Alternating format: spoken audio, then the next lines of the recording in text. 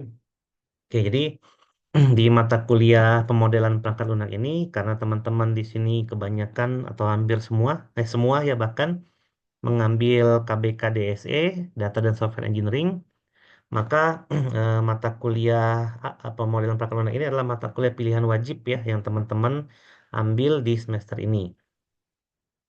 Nah, di Informatika Unjani sendiri sekarang untuk semester 5 kelas DSE-nya ada 4 ya. Ada 3 reguler pagi dan satu reguler sore. Nah, untuk mata kuliah pemodelan perangkat lunak ini yang mengajar adalah saya dan Pak Yulison ya. Pak Yulison itu satu kelas mengajar di reguler pagi. Kalau saya mengajar dua kelas di reguler pagi dan satu kelas di reguler sore ya.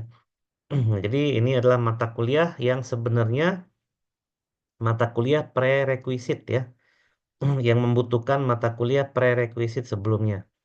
Jadi untuk agar teman-teman dapat dengan mudah gitu ya mengikuti mata kuliah pemodelan perangkat lunak ini, teman-teman harus udah menguasai setidaknya dua mata kuliah sebelumnya ya, yaitu rekayasa perangkat lunak dan analisis perancangan perangkat lunak gitu ya. Jadi ada dua mata kuliah itu yang teman-teman harus ulangi belajarnya ya sedikit gitu ya. Karena nanti beberapa materi kita di pemodelan perangkat lunak ini akan berelasi dengan mata kuliah rekayasa perangkat lunak ya di semester 3 dan di mata kuliah analisis dan perancangan perangkat lunak di semester 4 gitu ya. Nah, karena ini memang lumayan sulit ya perkuliahannya, maka mungkin akan ada sedikit perbedaan materi gitu ya dari reguler pagi dan dari reguler sore. Jadi untuk reguler sore mungkin saya fokuskan ke beberapa teknik pemodelan saja gitu ya, ke satu atau dua teknik pemodelan. Sedangkan untuk reguler pagi mungkin saya mengajarkan lebih banyak teknik pemodelan gitu ya. Nah, salah satu yang teman-teman sudah pelajari teknik pemodelan itu adalah yang berorientasi objek.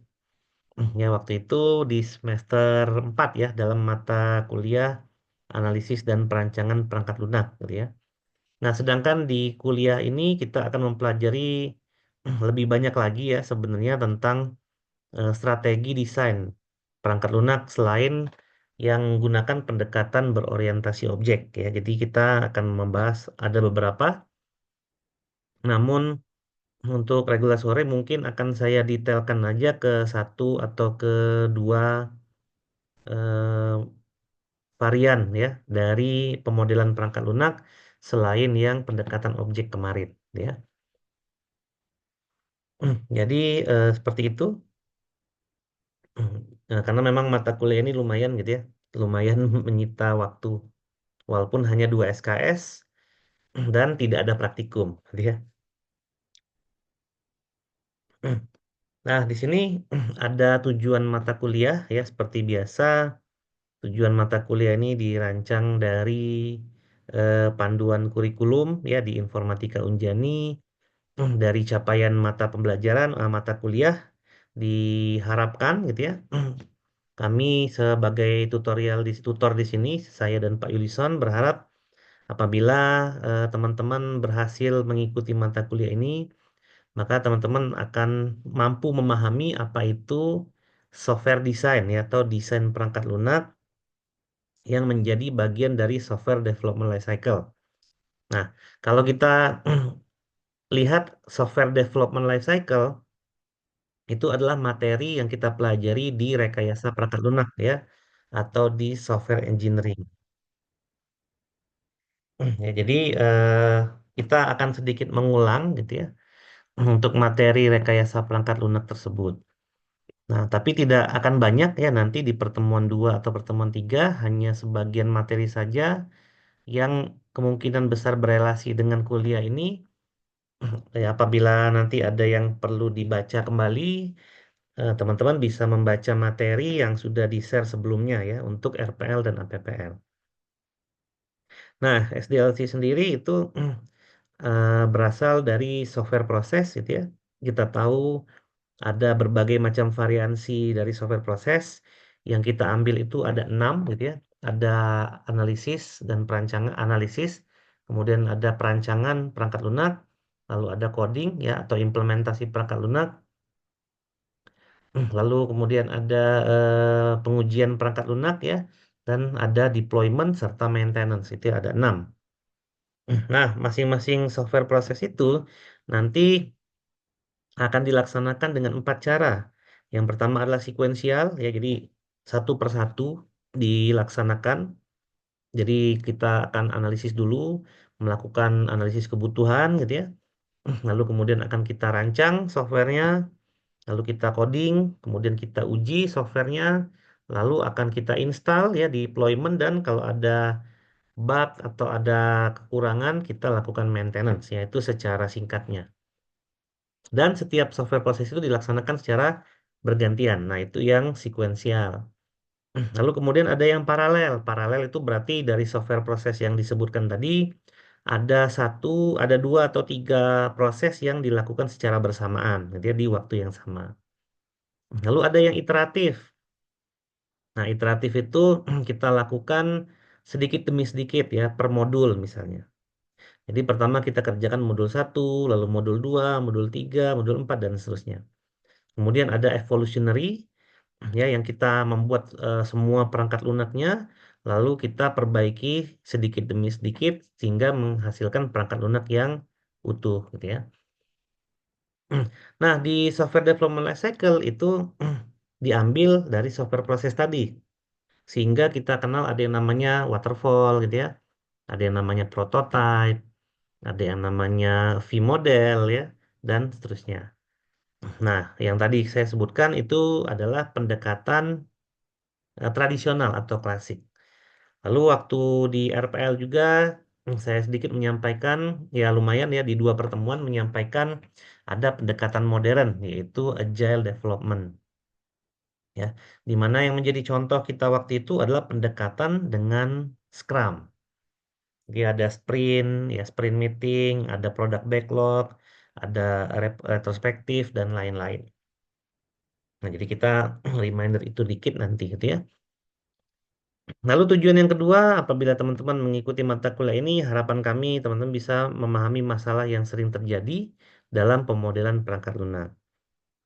Nah, masalah apa sih yang sering terjadi ketika kita melakukan desain perangkat lunak? Yang pertama adalah yang sering gitu ya, yang paling sering itu adalah masalah kekeliruan dalam menggunakan notasi atau gambar gitu ya. Kita contohkan di mata kuliah kemarin, bahwa kalau kita mau merancang suatu kelas diagram gitu ya, maka bentuk kelas itu adalah kotak gitu ya, tak bentuk kelas. Nah, kelas itu terdiri dari 3 bagian gitu ya. Ada yang namanya nama kelas gitu ya, ada yang namanya atribut, dan ada yang namanya metode atau behavior. Nah, kelas itu dibuat dengan menggunakan kata benda gitu ya, karena dia adalah objek. Sedangkan metode dibuat dengan kalimat yang menunjukkan atau kata yang menunjukkan suatu pekerjaan atau kata kerja ya, karena dia adalah behavior gitu ya, perilaku. Nah, jadi kita harus membuat desain dengan prinsip-prinsip yang ada di situ. Jadi kita berada pada level yang sama gitu ya. Karena tujuan utama daripada desain ini adalah untuk komunikasi gitu ya, antara software design dengan user ya, software designer dengan user, atau software designer dengan programmer gitu ya. Jadi komunikasi. Nah, berbicaranya di level yang sama gitu ya. Lalu ada banyak tujuan utama yang lain yang nanti akan kita jelaskan pada pertemuan kali ini. Lalu tujuan yang ketiga itu teman-teman setelah mengikuti mata kuliah ini diharapkan bisa memahami dasar-dasar perancangan perangkat lunak untuk perangkat lunak tertentu. Ya, dalam rekayasa perangkat lunak waktu itu perangkat lunak itu ada banyak macamnya. Ya, ada perangkat lunak yang dijalankan di aplikasi mobile, gitu ya, perangkat lunak bergerak. Ada perangkat lunak yang dijalankan menggunakan browser, gitu ya, konsep client server misalnya. Ada bahasa pemrograman. Jadi bahasa pemrograman itu adalah perangkat lunak juga. Kemudian ada IoT, gitu ya. Ada perangkat lunak di dalam hardware, itu kita sebut sebagai embedded software, ya, menggunakan teori bahasa dan otomata, gitu ya, dalam membuat rancangan eh, perangkat lunak tersebut. Lalu ada macam-macam gitu ya perangkat lunak. Ada perangkat lunak berbasiskan AI. Ada perangkat lunak untuk mengerjakan pekerjaan statistik misalnya dan lain-lain gitu ya. Jadi banyak banget ya tipe perangkat lunak dan itu membutuhkan banyak sekali hal-hal yang harus kita persiapkan sebelumnya di fase desain ya. Lalu yang keempat ya, tujuan utama mata kuliah ini adalah teman-teman diharapkan dapat memahami berbagai macam bentuk paradigma ya dalam merancang perangkat lunak. Yang dulu kita laksanakan di APPL itu adalah paradigma berorientasi objek. Ya, di mana sistem perangkat lunak kita anggap sebagai objek ya. Dan objek itu kita representasikan dalam sub-subsistem di dalamnya yaitu kelas gitu ya. Modul dan kelas. Nah, ada pendekatan lain yang nanti kita akan coba bahas gitu ya. Ada pendekatan berorientasi fungsi. Biasanya kita pakai desain tersebut untuk aplikasi yang skopnya kecil, ya seperti aplikasi yang embedded tadi ya, embedded software, aplikasi-aplikasi sederhana dan lain-lain. Lalu ada pendekatan berorientasi prosedural ya untuk aplikasi yang sedikit lebih kompleks. Ya, lalu ada pendekatan-pendekatan lain juga yang akan kita gunakan gitu ya. Tapi kita nanti akan fokus mungkin ya kedua pendekatan itu dulu ya dalam strategi paradigmanya. Nah, jadi itu adalah tujuan dari mata kuliah pemodelan perangkat lunak ini gitu ya. Nah, ini adalah aturan perkuliahan ya. Ini adalah slide untuk reguler pagi ya. Sehingga nanti untuk reguler malam ya sama aja kayak biasa gitu ya. Nanti akan ada apa grup WhatsApp gitu ya. Terus teman-teman bisa menyalakan kamera kalau memang ada bisa kesempatan menyalakan kamera gitu ya. Kemudian untuk pertemuan ya dianggap semua hadir karena akan ada recording ya dari pertemuan sinkronus seperti ini atau dari pertemuan asinkronus menggunakan video ya dengan harapan nanti teman-teman bisa menyaksikan perkuliahan itu ya kapanpun teman-teman bisa menonton itu gitu ya karena memang di pagi hingga sore hari itu sibuk dalam bekerja. Ya dan lain-lain lah ya. Setidaknya kita samakan saja ya dengan aturan-aturan yang sudah berlangsung selama 5 semester ini gitu ya untuk reguler sore. Nah untuk nilai itu seperti ini ya kalau nilai itu kita memang kita punya standar ya yang memang agak sulit kalau ini dimanipulasi. Jadi memang standar ini harus kita capai ya baik itu reguler pagi ataupun reguler sore. Ya, kalau reguler sore mungkin aturan bisa dilonggarkan, gitu ya, atau materi bisa dimampatkan ya, dipadatkan. Tapi kalau nilai ya tetap ya ada standar yang harus dicapai. Karena ini nanti akan ada kaitannya juga ya dengan akreditasi dari program studi. Ya seperti biasa nilainya ada A, ada AB, ada B, B, C, C, D dan E, gitu ya. Ya mudah-mudahan nanti teman-teman bisa ngikutin perkuliahan ini dengan baik, gitu ya. Untuk toleransi ya sama seperti biasa ya. Kalau kehadiran penilaian ya dianggap hadir semua karena memang bisa menyaksikan kembali rekaman dari perkuliahan, gitu ya. Rekaman langsung seperti ini atau rekaman yang sudah dibuat sebelumnya ya. Untuk tugas atau kuis proporsinya 30% dan toleransinya adalah waktu ya, waktu paling biasanya kalau reguler pagi tugas atau kuis dikumpulkan langsung di hari itu juga atau diberi waktu hanya 2 hari. Untuk reguler sore itu mungkin waktunya bisa 1 minggu ya sampai pertemuan selanjutnya, gitu ya. Untuk UTS, nah ini juga sama gitu ya, 30% dan UAS 30%. Ya untuk waktu kayaknya kalau UTS dan UAS karena sifat UTS dan UAS ini kumulatif ya bareng-bareng, maka waktu mengikuti aturan dari fakultas, gitu ya. Untuk soal sendiri kemungkinan besar sama gitu ya, atau nanti kita lihat dari materi kita gitu ya, apakah nanti reguler pagi dengan reguler sore itu soal UTS dan UASnya sama. Tapi biasanya sama sih gitu ya. Tapi nanti kita lihat gitu ya. Karena biasanya kalau saya mengajar mata kuliah ini ujiannya adalah esai gitu ya. Kalau misalnya kemarin kita ketemu di mata kuliah analisis kebutuhan perangkat lunak, nah kalau AKPL biasanya soal UTS dan UASnya adalah pilihan ganda. Nanti kita lihat itu ya, apakah nanti di reguler sore jadi pilihan ganda atau tetap esai, tapi dengan tingkat kesulitan yang mungkin bisa diturunkan sedikit, gitu ya. Nah, kemudian ini adalah materi yang akan dibahas, ya. Jadi kita di minggu depan akan sedikit membahas kembali mengenai tadi SDLC ya, Software Development Lifecycle. Lalu kita akan membahas tentang filosofi, definisi, dan prinsip mengenai pemodelan perangkat lunak. Ya, serta konsep desain perangkat lunak ini juga sama sedikit mengulang ya dari pertemuan di perkuliahan analisis dan perancangan perangkat lunak. Lalu di sini ada desain arsitektur ya. Nanti akan diperkenalkan beberapa desain arsitektur. Lalu ada berbagai macam strategi perancangan perangkat lunak nantinya. Ya, seperti yang saya mention tadi, ada pendekatan berorientasi objek, itu udah kalian dapatkan gitu ya. Dan pendekatan yang lain adalah berorientasi fungsi, berorientasi prosedur gitu ya. Atau berorientasi struktur ya, jadi terstruktur. Nah, kemudian ada materi desain pattern. Di desain pattern kita akan kembali menggunakan paradigma objek. Untuk desain pattern, diagram UML yang kita gunakan adalah kelas diagram nantinya. Ya, desain pattern akan dibagi menjadi tiga pertemuan. Jadi ada tiga memang, creational pattern, behavior pattern, satu lagi saya lupa gitu ya. Ada tiga gitu ya.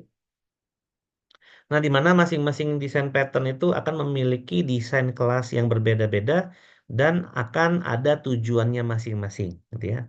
Nah, yang ini yang agak sulit nih mungkin ya di desain pattern gitu ya. Nanti kita lihat aja ya seperti apa materinya ya. Lalu ada solid principle juga. Ini adalah dasar daripada pemodelan berorientasi objek atau perancangan perangkat lunak berorientasi objek, di mana di situ ada 5 prinsip ya yang nanti akan kita coba terapkan dalam suatu desain kelas. Jadi ini juga akan menggunakan diagram kelas ya dalam mengimplementasikan prinsip solid ini. Kemudian di akhir-akhir pertemuan akan ada 2 materi mengenai arsitektur lagi. Tapi arsitektur ini akan kita jelaskan mungkin agak detail ya secara teori, di mana ada 2 arsitektur. Yang pertama adalah service oriented dan yang kedua adalah microservices gitu ya. Kalau kita melihat berbagai macam aplikasi saat ini, misalnya ada Google Drive gitu ya, ada spreadsheet dan lain-lain, itu tidak akan mungkin bisa berjalan kalau arsitekturnya bukan yang berorientasi service gitu ya. Lalu kita lihat juga ada berbagai macam aplikasi yang di dalamnya itu ada banyak sub-aplikasi dari pihak ketiga lain ya. Ada banyak sekali service-service yang dijalankan. Maka aplikasi seperti itu, misalnya Tokopedia gitu ya, atau marketplace yang lain, itu tidak akan bisa berjalan dengan baik apabila arsitekturnya bukan microservices gitu ya. Jadi kita akan mempelajari beberapa hal ini, tapi memang tidak akan cukup detail juga ya, karena buku yang kita gunakan lumayan tebal-tebal gitu ya. Jadi nanti akan dirangkum saja mengenai service oriented dan microservices arsitektur. Ya, jadi mata kuliah ini walaupun cuma 2 SKS, tapi memang teorinya dengan teknisnya membuat model gitu ya, itu 60/40 lah ya. 60% teori, 40%-nya itu kita menggambar model, ya menggambar desain perangkat lunak. Tapi yang kita akan buat atau gambar itu berbeda gitu ya dengan apa yang kita lakukan di mata kuliah analisis dan perancangan perangkat lunak. Nah, ini referensinya. Jadi karena si software design ini masih bagian ilmu dari apa RPL, jadi kita akan menggunakan referensi yang ini yang di atas ya. Sistem Unseen Design ini waktu dulu kuliah APPL ini pernah diberikan bukunya, tapi nanti akan diberikan lagi gitu ya. Kemudian karena kita tetap masih akan memakai beberapa paradigma desain pendekatan objek, maka kita akan tetap menggunakan bukunya Grady Bush. Lalu kita akan belajar desain pattern ya. Jadi kita menggunakan bukunya desain pattern dari Gang of Four. Ini juga lumayan banyak lah ya, lembar halamannya. Tapi nanti kita resume aja gitu ya, di menjadi 3 pertemuan. Lalu ada solid principle tadi ya, yang mana itu diciptakan oleh white paper, dari white papernya penelitiannya Robert C. Martin atau Uncle Bob. Nah, bagi kita sebenarnya yang kuliah di informatika itu kita pasti harus tahu gitu ya. Siapa itu Grady Bush, ya Gang of Four, Robert C. Martin gitu ya.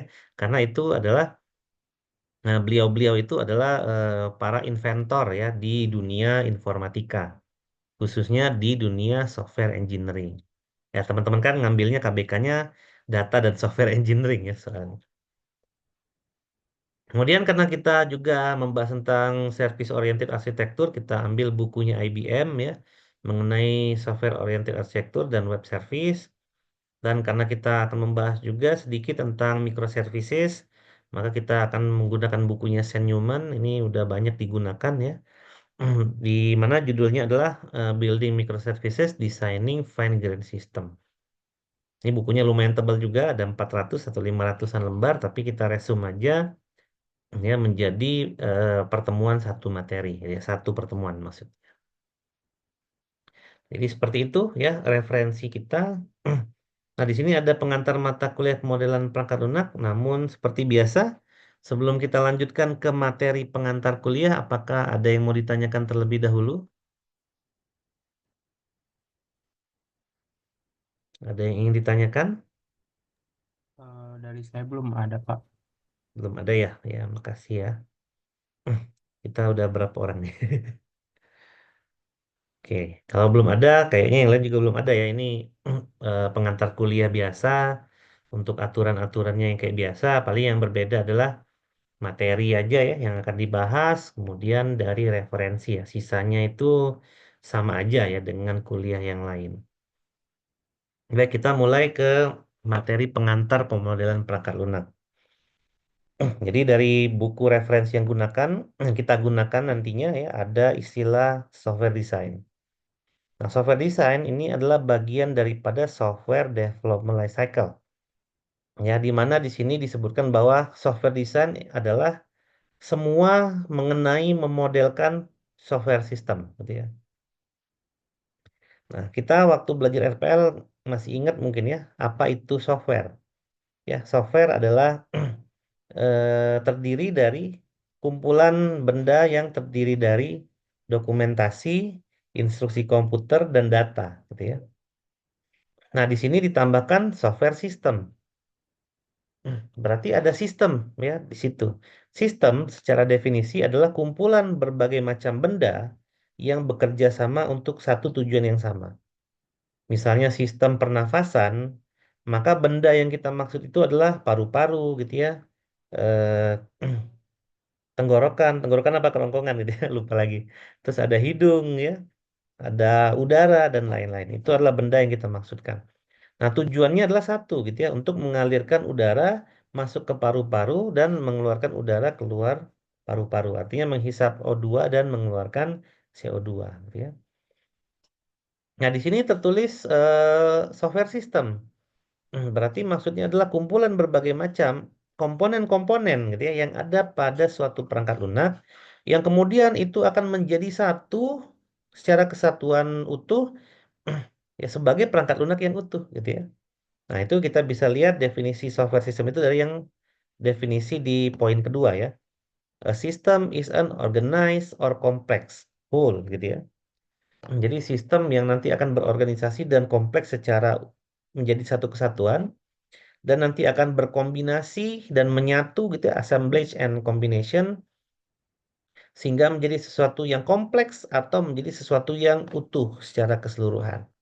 Nah, itu adalah software design ya, software system gitu ya.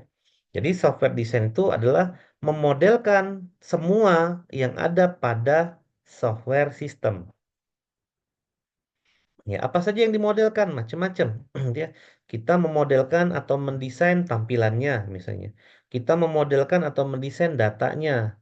Kita memodelkan atau mendesain komponen-komponen yang ada di dalamnya, gitu ya. Kalau pendekatannya berorientasi objek, kita mendesain kelasnya. Kita mendesain atributnya. Kita mendesain metodenya. Kita mendesain pesan apa yang akan berinteraksi antara suatu objek dengan objek lain. Kita mendesain state dan lain sebagainya, gitu ya. Jadi kita akan mendesain keseluruhan dari software sistem tersebut, gitu ya. Dan yang akan kita desain pasti akan tergantung dari apa perangkat lunak yang akan dibangun nantinya.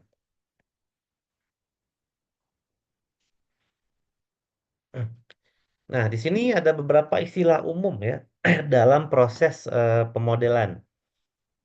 Nah, dalam kuliah APPL itu juga pernah saya mention bahwa apapun rekayasa yang kita lakukan, gitu ya. Misalnya kita mau membangun gedung atau membangun jembatan ya atau membangun rumah, itu juga dilakukan hal yang sama terhadap membangun perangkat lunak, gitu ya. Jadi membangun gedung, rumah, jembatan, dan perangkat lunak itu sama-sama dimulai dari desain, gitu ya. Jadi dari desain dulu, kemudian desain diwujudkan, dibuat ya, diimplementasikan, kemudian hasilnya diuji, baru digunakan, gitu ya. Membangun jembatan berarti kita mendesain jembatan, membangun jembatan, menguji jembatan itu, lalu menggunakan jembatan itu, gitu ya. Membuat rumah juga sama, kita desain rumahnya, kemudian kita buat rumahnya, gitu ya. Satu lantai atau dua lantai, gitu ya. Lalu kita cek rumahnya, kita uji ketahanan rumahnya, gitu ya. Lalu kita tempati atau kita gunakan rumah tersebut. Nah, perangkat lunak juga sama ya. Perangkat lunak kita bikin dulu rancangannya, lalu kemudian kita bangun perangkat lunaknya, lalu kita uji dan akan kita gunakan, ya. Nah, sehingga secara umum sistem yang dimaksudkan di depan tadi ya sebagai software system itu adalah sebenarnya suatu hierarki. Sistem apapun ya. Misalnya rumah, rumah itu adalah hierarki. Jadi rumah itu terdiri dari apa gitu ya? Rumah berarti terdiri dari jendela, pintu gitu ya. Ada ruang tamu, ruang keluarga dan lain-lain. Ya, sehingga dia sistemnya adalah hierarki. Jadi rumah itu adalah sistem gitu ya. Ruang tamu, ruang keluarga, dapur itu adalah subsistem. Nah, sementara di dapur ada kitchen set itu adalah sub-subsistem gitu ya. Di dapur juga ada jendela itu juga adalah sub-subsistem. Jadi bentuknya adalah hierarki. Ya, hierarki yang lebih kompleks. Jadi sesuatu yang sederhana begitu dibuat hierarkinya itu menjadi sesuatu yang kompleks. Ya, walaupun dia kompleks ya, dia tetap bisa ditelusuri. Ya, jadi kalau kita ngomongin rumah, rumah adalah sistem, ruang tamu adalah subsistem, sofa yang ada di ruang tamu adalah sub-subsistem, gitu ya. Nah, sofa itu nanti dibuat dengan menggunakan apa gitu ya, itu adalah sub-subsistem gitu ya, dan hierarkinya selalu ke bawah. Nah, sudut pandangnya aja yang berbeda gitu ya. Kalau kita menganggap sofa adalah sistem, maka komponen di dalam sofa itu adalah subsistem dan komponen yang ada di dalamnya lagi itu adalah sub-subsistem dan seterusnya. Nah, dalam suatu sistem kita kenal juga dengan istilah state gitu ya. State ini adalah suatu nilai yang relevan terhadap suatu sistem dalam satu waktu. Kalau kita berbicara mengenai sistem software tadi ya, software system, maka di situ adalah properti gitu ya. Misalnya kita membuat aplikasi kepegawaian, maka ada propertinya di situ gitu ya. Ada nomor induk pegawai, ada nama, ada tanggal lahir, ada divisi dan lain sebagainya. Nah, state ini juga memiliki beberapa cabang gitu ya. Ada yang synchronize state-nya. Synchronize itu berarti semua orang yang nanti memakai aplikasi itu akan berada di state yang sama. Contohnya apa? Multiplayer game. Ya, kalian main Mobile Legend bersepuluh, ya. Dari 10 orang ada dua hero yang mati misalnya. Maka nanti state itu akan tersampaikan ke semua orang yang main di situ. Ya, tidak hanya player yang A doang yang tahu bahwa ada dua hero yang mati, tapi semua player gitu ya. Jadi state-nya sama, satu kondisi yang sama. Itu yang synchronize. Ada juga yang unsynchronous gitu ya. Nah, kalau yang asinkronus berarti siapapun yang mengakses aplikasi itu akan berada pada kondisi yang berbeda. Contohnya kita membuka aplikasi mobile banking gitu ya. Kemudian kita lihat saldo kita 10.000 gitu ya. Lalu ada orang lain yang membuka mobile banking saldonya 100.000. Nah, kan berarti kan kondisinya berbeda gitu ya. Itu yang dinamakan sebagai state unsynchronized. Lalu ada istilah lain yaitu stateful dan stateless gitu ya.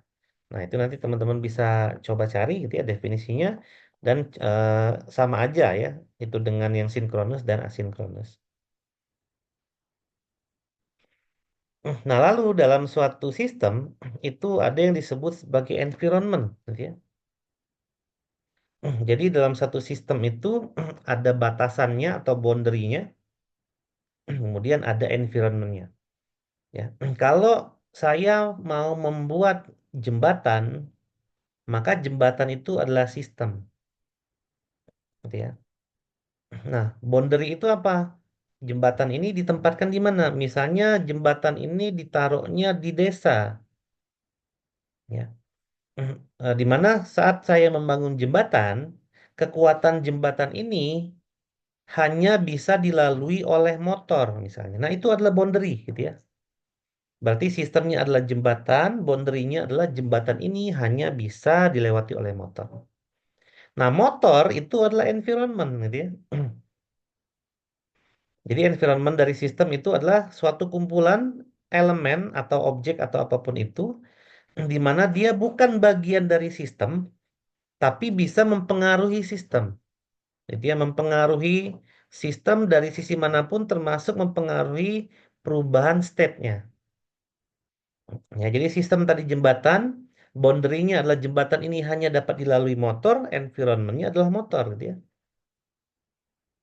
Nah, bagaimana kalau yang melalui jembatan itu adalah mobil? Berarti jembatannya ambruk, gitu ya. Karena environment-nya memasuki boundary dan boundary itu nanti akan mempengaruhi dan environment itu akan mempengaruhi sistem. Nah, itu adalah environment yang dimaksudkan dalam rekayasa, gitu ya. Nah, kalau kita kaitkan dengan perangkat lunak seperti apa? Ya, misalnya sistem ini adalah game Mobile Legend, gitu ya. Nah, boundary ini adalah requirement-nya. Jadi Mobile Legend itu misalnya membutuhkan spesifikasi sekian sekian sekian. Kecepatan internet begini begini begini. Lalu environment-nya siapa? Environment-nya adalah ponsel atau handphone. Dia ada Samsung, ada Nokia, ada iPhone. Nah, itu adalah environment-nya. Ya, nanti environment ini bukan bagian dari sistem, tapi akan mempengaruhi daripada kinerja dari sistem tersebut. Nah, itu yang disebutkan di sini.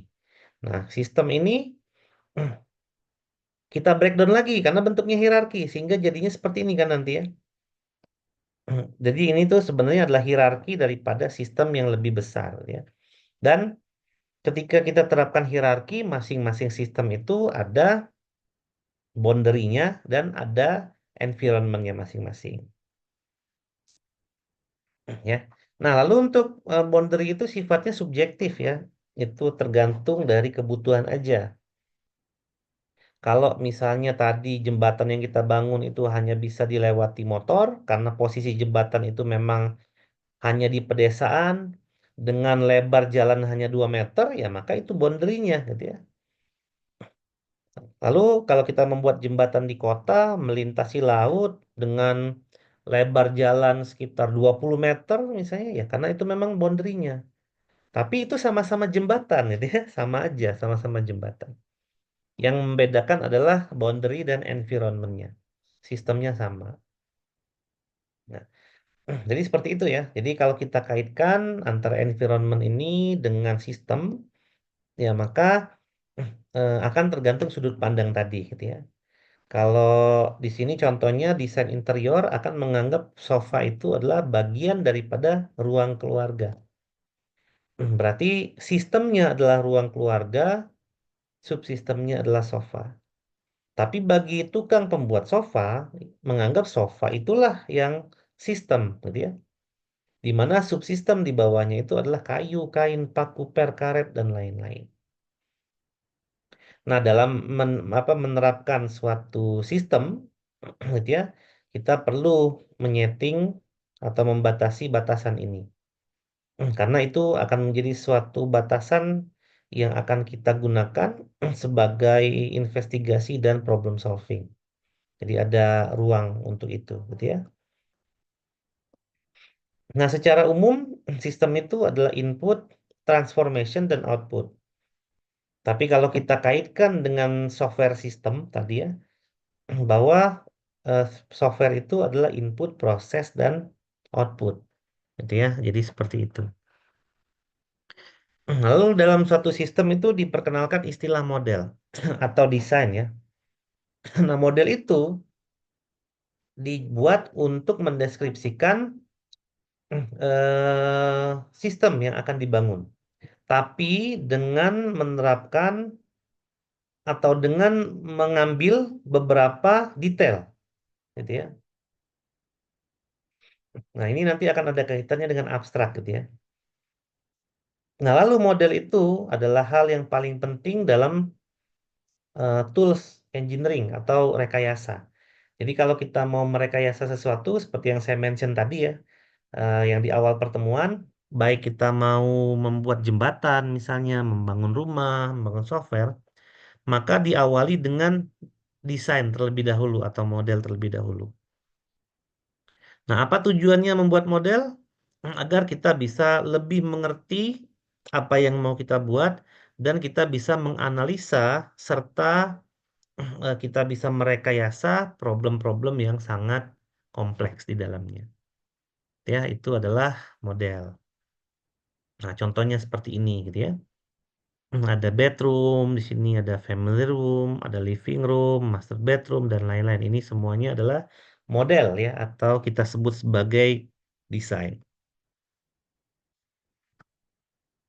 Nah, saat kita akan membuat desain, penting kita ketahui bahwa desain itu adalah model percakapan gitu ya, model komunikasi. Di mana yang terpenting itu adalah bahasa. Jadi model itu dibuat menggunakan suatu bahasa ya, di mana di dalamnya ada suatu ekspresi dan ada properties juga untuk sesuatu yang akan kita bahas gitu ya. Nah, misalnya ya, kotak itu adalah proses, ya maka kita harus menggambarkan kotak sebagai proses. Nah, jadi desain kita itu nanti kan bukan kita doang nih yang baca nih. Ya, kalau dalam konteks software, berarti yang akan membaca kelas diagram yang kita buat adalah programmer, gitu ya. Yang akan melihat dan menilai UI ya, dan UX yang kita buat adalah user, misalnya. Lalu yang nanti akan mengimplementasikan komunikasi antar objek itu adalah programmer.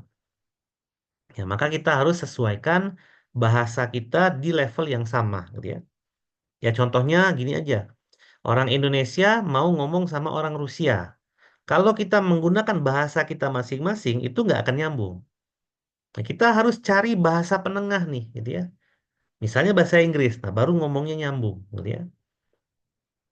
Nah, sama dengan desain atau model. Saat kita membuat model, itu kita harus nyambung dulu, gitu ya. Nah, coba kita lihat model yang ini tadi.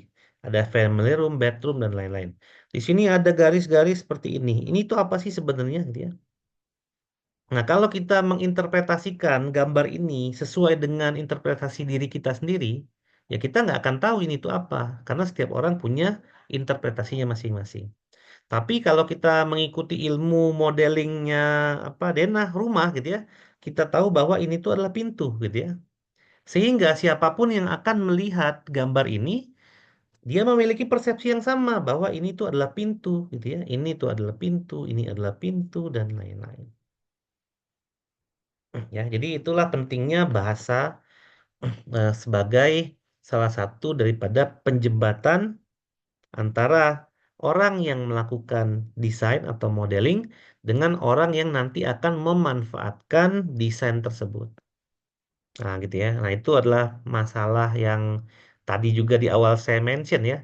Jadi itu adalah masalah yang paling sering terjadi ya dalam konsep dan pelaksanaan dari pemodelan perangkat lunak.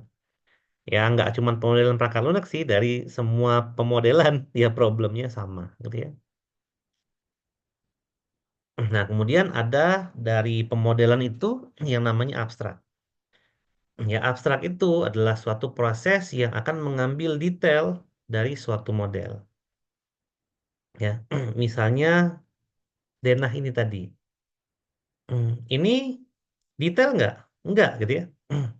Ini cuma gambar dua dimensi, di mana di sini hanya ada kotak-kotak yang dinamai dengan subsistemnya masing-masing ya. Ini adalah rumah sistem ya. Lalu ada garasi subsistem ya, family room subsistem dan seterusnya. Nah, detail yang lain ada nggak? Nggak ada, gitu ya. Nah, tapi kalau kita sorot family room aja, kita zoom nih, kita akan mendapatkan detail yang lebih baik lagi. Jadi, ada penambahan detail ya terhadap model, di mana akan membuat model itu semakin konkret. Konkret itu artinya bisa diciptakan. Ya, kalau hanya lihat denah secara keseluruhan kita nggak tahu. Ya, family room itu apa gitu ya. Di situ material yang digunakan apa, nggak tahu kan gitu ya. Kemudian lantainya pakai apa, furniturnya apa kita nggak tahu. Karena kita membahas sesuatu yang abstraknya lebih tinggi, yaitu rumah gitu ya. Nah, kalau kita zoom ke family roomnya aja, ya kita bisa desain lagi dengan level abstrak yang lebih sih sedikit gitu ya. Jadi ketika kita ngezoom suatu komponen, maka abstraknya itu akan kita hilangkan sedikit demi sedikit dengan menambahkan detail dari suatu model. Yang mana itu akan membuat model itu akan lebih realistis untuk diciptakan gitu ya. Nah, dulu juga kalau kita belajar kelas diagram, kan kelas diagram itu bisa digambarkan dengan kotak saja. Kotak ini adalah mahasiswa misalnya. Lalu ada kotak yang lain itu adalah dosen. Kemudian ada garis yang menghubungkan antara mahasiswa dan dosen misalnya. Di mana garis itu kita sebut sebagai multiplicity, di mana mahasiswa bisa mengajukan dosen sebagai pembimbing TA misalnya. Nah, cuman itu saja informasi yang kita ketahui. Berarti kan detail-detail yang lain itu nggak ada. Seperti misalnya perilaku behaviornya dosen apa sih? Nggak ada gitu ya. Propertiesnya dosen apa? Nggak ada juga. Ya, jadi banyak detail yang tidak ditampilkan di situ, gitu ya. Nah, tapi kalau kita ngezoom tuh, ya si dosennya aja nih kita zoom lebih dekat lagi. Nah, kita bisa gambar kelas diagram yang lebih properties, yang lebih proper maksudnya, yaitu ada propertiesnya dan ada metodenya, gitu ya. Sehingga kita bisa desain bahwa dosen itu ada NIM, ada nomor induk dosen, ada nama, tanggal lahir, jabatan fungsional dan lain-lain. Lalu ada behavior atau metodenya dosen kita bisa desain juga. Kalau kita zoom lagi terhadap metode, kita bisa bikin pseudocode-nya, gitu ya. Nah, jadi itu yang disebut sebagai level abstraksi, gitu ya. Di mana ketika kita akan menyorot suatu apa subsistem atau suatu komponen, kita bisa menambahkan detail-detail yang ada pada komponen tersebut. Nah, kemudian di sini adalah golden triangle, gitu ya, mengenai modeling atau mengenai desain.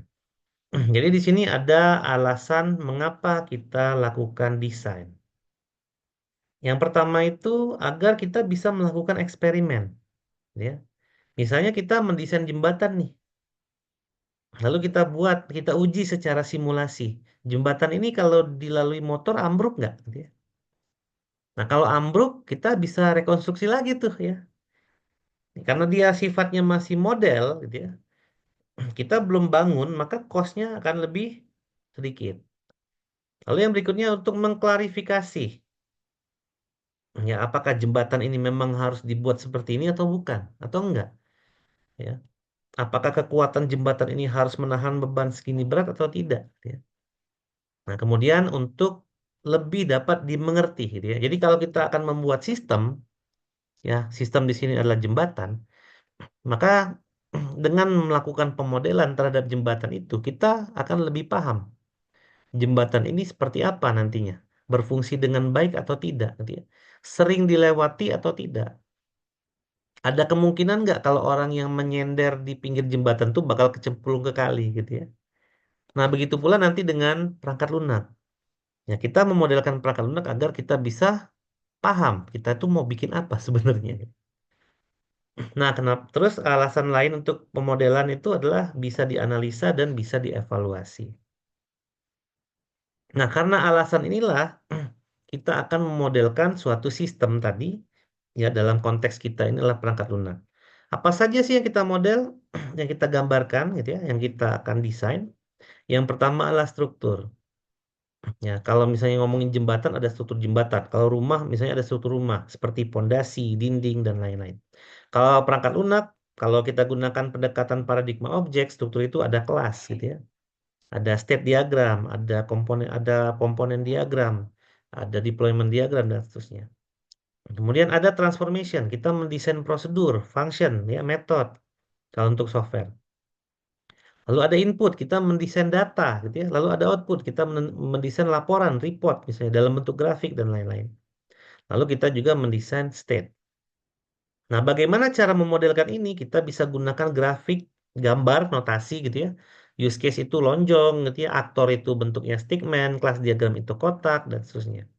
Atau kita bisa menggunakan tekstual, narasi, seperti use case skenario yang kita pelajari waktu di mata kuliah APPL. Atau bisa dengan persamaan matematik, gitu ya. Jadi kalau saya misalnya disuruh membuat software yang sederhana, misalnya, waktu dulu ya, waktu kita kuliah algoritma, buatlah suatu aplikasi, misalnya, di mana aplikasi itu bisa menentukan suatu bilangan ganjil atau genap, kan gitu ya. Nah, berarti kan yang dimodelkan adalah input, output, transformation, structure, sama state, gitu ya. Nah, inputnya apa? Inputnya adalah suatu bilangan, di mana bilangan itu adalah bilangan bulat, gitu ya, positif. Jadi bilangan bulat positif itu kan persamaan matematik ya. Jadi ada X di mana X adalah bilangan bulat positif. Itu adalah desain inputnya. Desain outputnya seperti apa? Menampilkan genap atau ganjil. Lalu transformationnya gimana? Kita tahu bahwa bilangan genap itu adalah bilangan yang habis dibagi dua. Berarti kita pakai model matematik operatornya modulus gitu ya. Yang habis dibagi dua itu ya modulus gitu ya. Kalau modulusnya nol, maka dia genap. Lalu kita desain state-nya, berarti ada X tadi, lalu ada outputnya ganjil atau genap, ya lalu kita bikin ya algoritmanya. Jadi definisi def X gitu ya, if X mod 2 sama dengan nol, then genap, else ganjil gitu ya. Nah, itu kita memodelkan program sederhana tadi dengan menggunakan eh, persamaan matematik atau notasi dari matematika, ya. Oke, jadi seperti itu gitu ya pengantar di mata kuliah pemodelan perangkat lunak ini. Kira-kira ini sebelum saya tutup, apakah ada pertanyaan sebelumnya?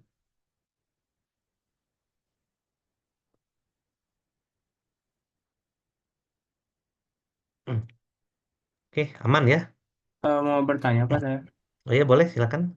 Untuk yang tadi kan waktu di awal ada itu ya buku itu Ya, eh, wajib beli atau gimana Pak? enggak, itu PDF aja nanti saya akan share. Oh Saya PDF share di ya. grup ya, ada PDF-nya, nggak usah beli. Kita pakai yang gratis-gratis saja. Ya, baik Pak, terima kasih Pak. Ya, baik sama-sama. Ada yang lain mungkin pertanyaannya?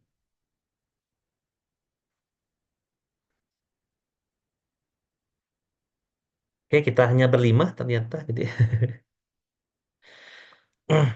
Baik, kalau tidak ada yang ditanyakan, mungkin saya akhiri dulu ya pertemuan kita pada malam hari ini.